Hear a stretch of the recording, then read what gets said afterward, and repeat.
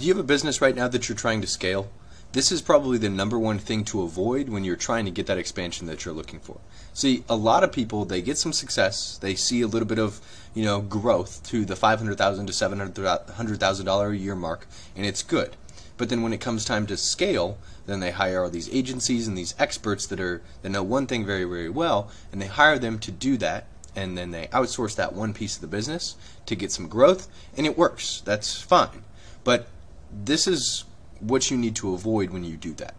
If you want long-term success, if you want something that's going to stay with you forever and going to continually get you those predictable, consistent returns, you've got to stop doing that.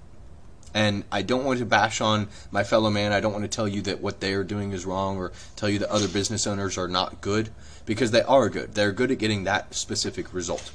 But I'm going to share with you the concept of systems versus component thinkers. People who are good at one thing, or people who understand how that one thing affects the entire business. And if you want to get stable, consistent, predictable success that lasts you forever, then you've got to avoid that model, because it's not going to get you anything long term. It'll get you consistent results for as long as you pay them. It'll get you consistent results that go forward a little bit, but as soon as you pull back at all as far as paying them, as soon as you stop doing that one thing, those results wither out and die. And so this is how to get consistent, specific results for your business that are going to be stable and predictable forever. Okay? And so you don't have to hire all these experts that are good at one thing and essentially have to be managing a team of freelancers. This is how to avoid that. All right? So after that painfully long intro, let's get into it. So you have systems thinkers here, and then you have component thinkers here. So the systems thinkers, well, actually let's start with component thinkers. So component guys, these are guys who are really good at one thing. I've got a lot of friends that do this, but these are guys who are really, really good at just email marketing, or really good at just advertising, or really good at just creating sales pages. And when you do that, you pay, $2,000 a month, and then you get, like, let's say, I don't know, one sales page for the business, okay? And then that's all that they focus on, is creating that one thing. Or it'll be $1,500 a month, and then you get, abandonment emails, right? And then those abandonment emails are pretty good, and they work. And you'll get the money back that you're looking for here.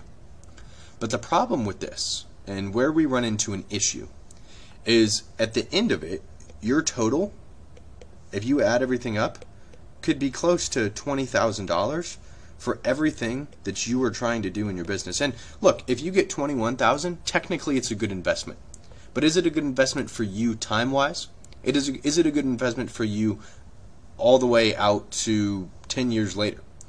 Because these are going to get you consistent results for as long as you pay these guys. They're going to get you consistent results for as long as you're looking to get those results, but you've got to keep that money going out to get that money coming in. And it's a lot to manage. And I know this all because I've done it and I've been in your shoes. I have 2 personal brands of my own, and I've hired all these guys to do this type of stuff exactly the way that they're looking to do it for you right now. And what you need to avoid is these component thinkers, and thinking by yourself as a component thinker. Because when we look at the business in this very nuanced one thing sense, saying, hey, okay, these abandonment emails, I need to get these results on my emails, here's how I'm going to do it, here's the one thing that I'm going to do to get it, right? I want to get more sales, fine, we're going to give $1,500 and we're going to get $2,100 back, and that every single month, and that's going to be a good investment. That's how we're going to scale the business. And suddenly you're paying 10 of these guys to get you the results that you're looking for, when you could be looking at it as a system. Alright, here's how looking at it as a system is going to be more beneficial to you.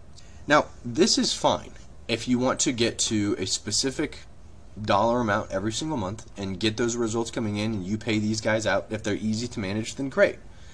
But you could be getting these exact same results that you're getting over here a lot easier if you focused on your business as a system, instead of saying, okay, this one thing, this is what I need to pay money into to get the results out. You can say, okay, this thing right here, what is this? Let's say it's customer service, right? I know guys that they'll pay $5,000 a month to get some sales pages for their business that return them $10,000, which is fine. But then they focus on customer service and they put $250 to outsource that thing out to people in the Philippines, which is, again, fine. You can do that. But is that going to get you the results that you're looking for in your business? Because when they hire these people, they want more sales. Well, when they outsource something like customer service for $250 and leave it as an afterthought because they don't see any direct results, then that harms the business. Because if they stop paying these guys to get sales pages, they're done. Their business is not. The cash flow dries up, it withers, and then they have to go hire somebody else to put money in to get money out. But when you look at the business like this and you say, okay, customer service, that's $250 a month right now. Let's say we bumped that up to $2,000 a month for some in-house people, right? In the United States that speak English, that give the best possible customer service. They know our business, through and through. They're with us right now, and we can give them the best customer service possible. Well, the first thing that happens is people have a great experience. Whether they liked the product or not, they have a great experience. And then what happens? Well, they tell other people, or they leave a review. Great. What happens after that? We get more customers. And then what happens after that? Well, people have a great experience. Okay, well, cool. What happens after that? They tell other people. Boom, boom, boom, boom. And then back to the top. See, you get it. All of this right here is looking at your business as a system. Because let's say this thing is acquisition. Alright? That's acquisition on that one. This thing is retention. This thing is reviews.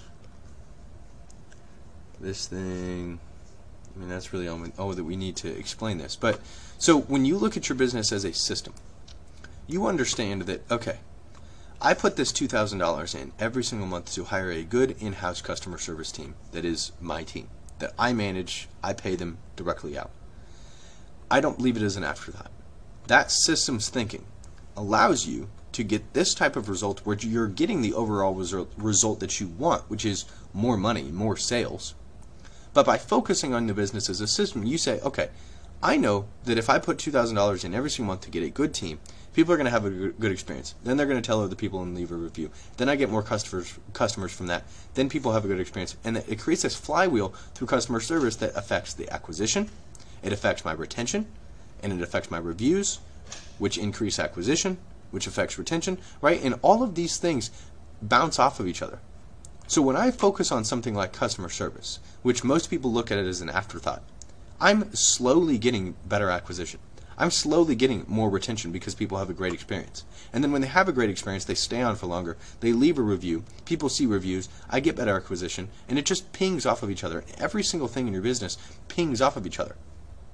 But when you look at your business as a component, and you say, okay, I want to get more sales, I'm going to put money into this one thing here that's going to increase your business a little bit, right, and get you a little bit of short-term success, then you're betting the house, the entire house, on this one thing right here, which is their ability to create you sales pages that you put $5,000 into every month for them, and that bring you $10,000 back. And you're just looking at this.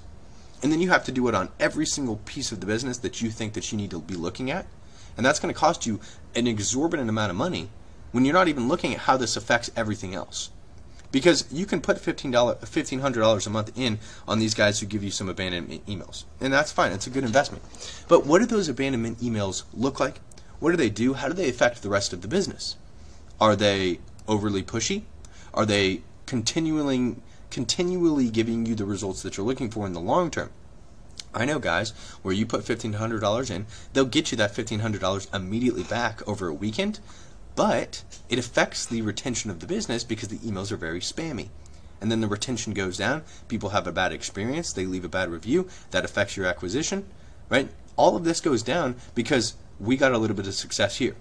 And so I guess the overall point that I'm looking to make here, the overall reason for this video is to make sure that when you look at your business and when you're investing in something for your business, you know how it affects the entire business as a whole and the entire system, and to not put off things that you think are just a chore and just an expense that needs to be had. Because every single move that you make in your business is going to affect everything else. And this was a very hard lesson for me to learn. This was a hard lesson for a lot of people that I help learn, because they don't realize that the business is not components on a line that don't affect each other. They all affect each other in a very interesting way.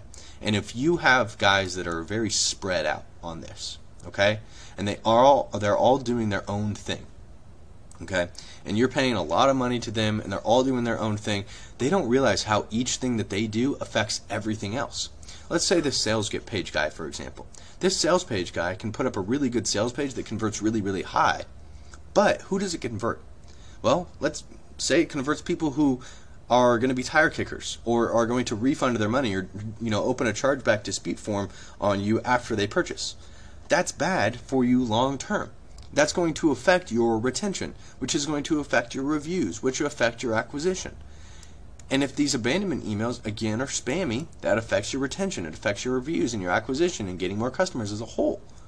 And if you have a guy that you're paying a lot of money to make you branding and design and stuff like that, and the design is not attracting the customers that you want, it may look great, but it's going to affect your retention and your acquisition.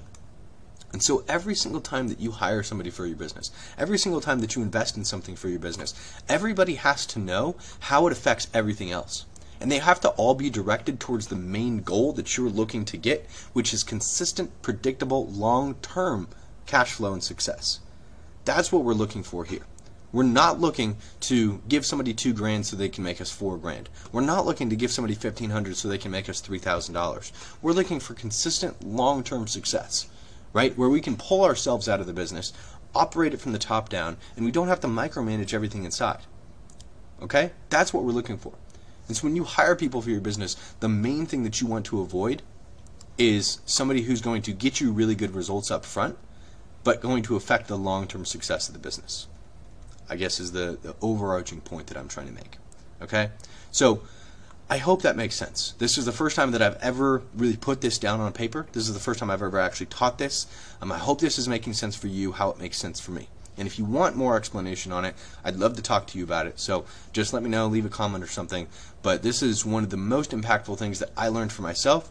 It affected the way that I hired people to help me in my business, and it affected the way that I look at my business as far as an investment goes. Because now customer service is no longer an expense. It's no longer just something in the budget. This is one of the most impactful things you could do in your business is customer service and having an in-house team. And I'm not going to see an immediate direct result, but after 3 months of doing it, yes, I'm going to see more cash flow than I would if I didn't do this. And that's just how it works. Because I'm looking at the long term. I'm looking at the business as a system, not saying, okay, I need this, so I'm going to hire this just to get this, right? This one little result. And every single person that I do hire for my businesses, I have about 6 people per business, my personal brands, my e-commerce brands. All of them know how everything that they do affects everybody else. And they know the type of people that they're supposed to be bringing in. They know the type of emails that they're supposed to be sending. They know the type of ads that they're supposed to be running, the type of people that I want clicking on my stuff. Okay? Because they know how all the stuff that they do affects the system and the business as a whole. So, hope that makes sense. Again, if you want more explanation on it, if you want me to go into deeper detail, just leave a comment, let me know, and I'd love to help.